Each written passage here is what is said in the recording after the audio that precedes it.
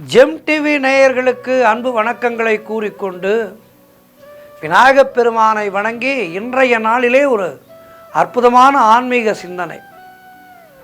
இப்போது ஆடி மாதத்திலே இருக்கின்றோம்.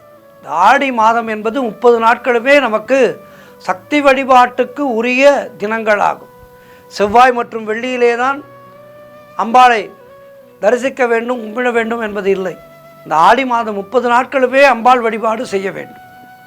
இன்றைக்கு ஒரு அருமையான சக்தி பீடத்தை பற்றி நாம் பார்க்க இருக்கின்றோம். அதனுடைய விவரங்களை எல்லாம் பார்க்க இருக்கின்றோம்.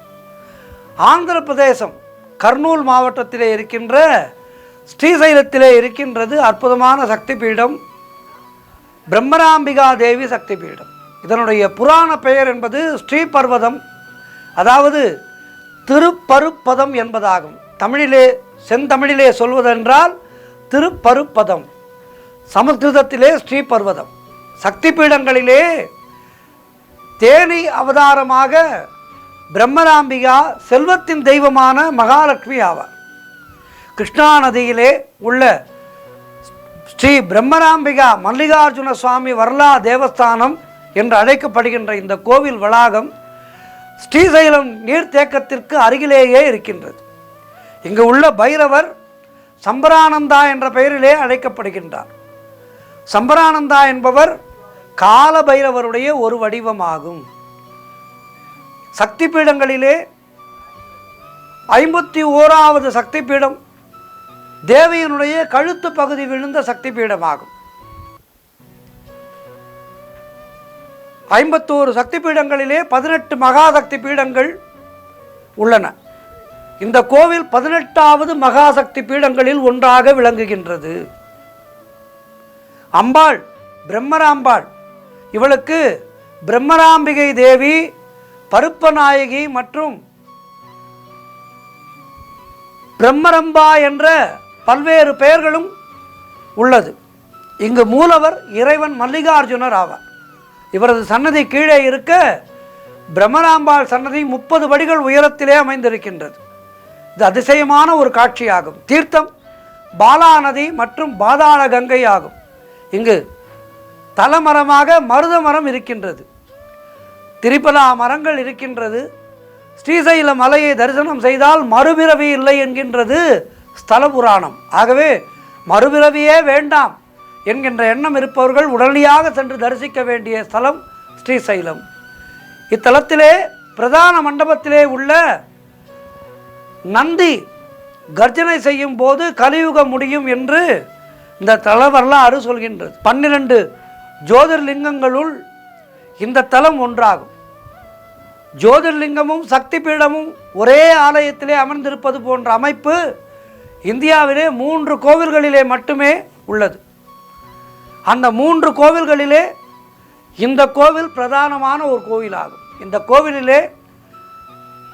கோவிலுடைய இறைவனை கிருதாயுகத்திலே இரண்யன், திரேதாயுகத்திலே அவதார புருஷனான ஸ்ரீராமர், துவாபர யுகத்திலே பாண்டவர்கள், இந்த கலியுகத்திலே ஆதிசங்கரர் மற்றும் சத்ரபதி சிவாஜி ஆகிய பெரியோர்கள் எல்லாம் பூஜைகள் செய்திருக்கின்றார்கள் என்றால் இந்த ஆலயத்தினுடைய தொன்மையை பற்றி நாம் அறிந்து கொள்ளலாம்.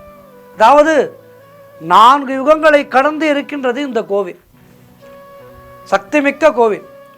ஸ்ரீபர்வதம், ஸ்ரீநகரம், ஸ்ரீகிரி, ஸ்ரீசைலம் என பல்வேறு பெயர்களிலே வழங்கப்பட்ட ஊர் இந்த ஊர். இந்த கோவில் நல்லமலை, அதாவது நலகொண்டா என்னும் மலை காட்டு பகுதியிலே ஆந்திரத்திலே கிருஷ்ணா நதி கரையிலே கடல் மட்டத்திலே இருந்து சுமார் 1500 அடி உயரத்திலே இந்த கோவில் மலை உச்சியிலே கிழக்கு நோக்கி அமர்ந்திருக்கின்றது. நான் முன்னமே சொன்னது போல் இந்த கோவிலிலே மல்லிகார்ஜுனர் சன்னதி, பிரம்மராம்பாள் சன்னதி ஆகியவை கிழக்கிலே இருந்து மேற்கு பார்த்தபடி இருக்கின்றது. அம்பாள் சன்னதி என்பது கிழக்கு இருந்து மேற்கு பார்த்தபடி இருந்தால் மிக விசேஷம். விருத்த மல்லிகார்ஜுனர், சகஸ்ரலிங்கேஸ்வரர், அர்த்தநாரீஸ்வரர், வீரபத்ரர், உமாமகேஸ்வரர், பாண்டவர்கள் பிரதிஷ்டை செய்த இந்த 5 லிங்கங்கள், அதாவது இந்த 5 லிங்கங்களை பாண்டவர்கள் பிரதிஷ்டை செய்ததாக ஐதீகம். நவபிரம்ம கோவில்கள் இருக்கின்றது, நந்தி மண்டபம் இருக்கின்றது, வீரசிரோ மண்டபம் என்ற 2 மண்டபங்கள் இருக்கின்றது. இந்த கோவிலானது 20 அடி உயரமும் 2121 அடி நீளமுடைய கோட்டை சுவர் போன்ற மிகப்பெரிய திருச்சிற்று மதில்களை எல்லாம் கொண்டிருக்கின்றது இந்த கோவில்.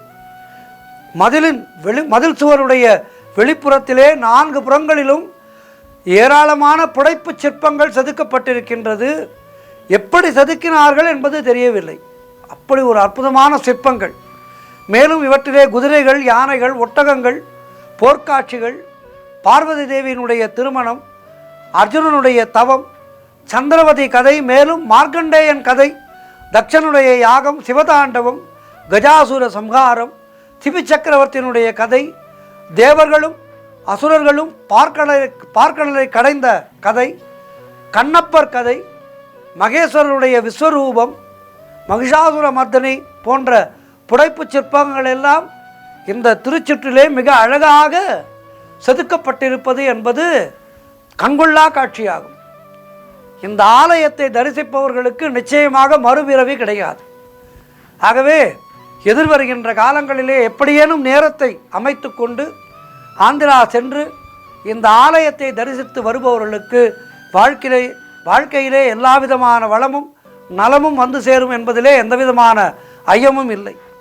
சக்தி பீடங்கள், மகாசக்தி, இந்த மகாசக்தியை வணங்கி நாம் வாழ்க்கையிலே எல்லா விதமான வளமும் நலமும் பெறுவோம். ஓம் சக்தி, ஓம் சக்தி, ஓம் சக்தி. நன்றி, வணக்கம்.